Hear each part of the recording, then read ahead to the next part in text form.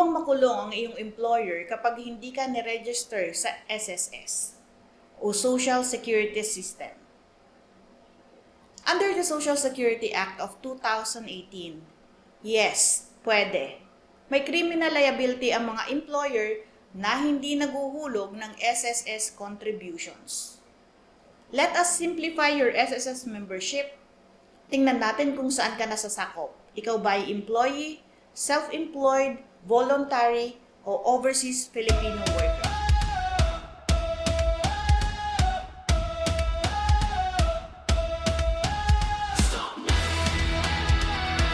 Taong 2021, binago ng Korte Suprema. Ang topic natin ngayon ay tungkol sa SSS membership at ang coverage nito. Sino ba talaga ang sakop ng batas at ano ang mga karapatan mo bilang miyembro?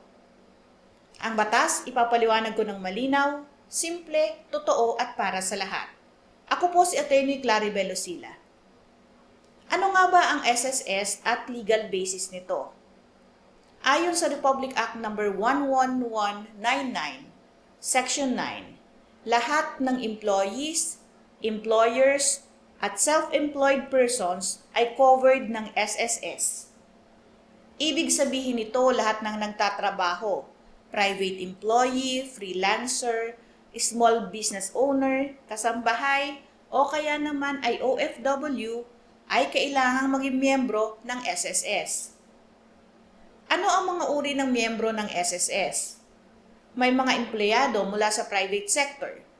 Automatically covered ng SSS upon hiring at ang employer ang magre-rehistro at nagbabayad din ng share nila para sa empleyado. Ang self-employed o lahat ng self-earning individuals kasama ang professionals, magsasaka, mangingisda o kaya ay online sellers ay dapat magpa-register. Ang mga voluntary member, ito ay para sa mga dating employed na gustong ipagpatuloy ang hulog nila sa SSS. At ang overseas Filipino workers, lahat ng OFWs, land-based man o sea-based, ay compulsory SSS members. May penalties ba ang employer sa non-registration ng kanilang mga empleyado? Yes po. Under the law, ang employer na hindi nagpaparehistro o hindi naguhulog ng SSS contributions ay pwedeng mapinalize up to 20,000 o makulong ng hindi bababa sa 6 years and 1 day hanggang 12 years. Pero ano nga ba ang kahalagahan? Bakit dapat magpa-register sa SSS? Ang SSS po ay hindi lang paghuhulog. Ito ay protection at investment. Kapag may emergencies, sickness, maternity, or retirement, ito ang magiging safety net mo. Halimbawa, si Liza, isang manikurista, nagkasakit ng 10 araw. Dahil membro siya ng SSS, nakakuha siya ng sickness benefit na equivalent sa 90% ng kanyang daily salary credit. So remember, kung Pilipino kang nagtatrabaho, may obligasyon ka ring protektahan ang sarili mo.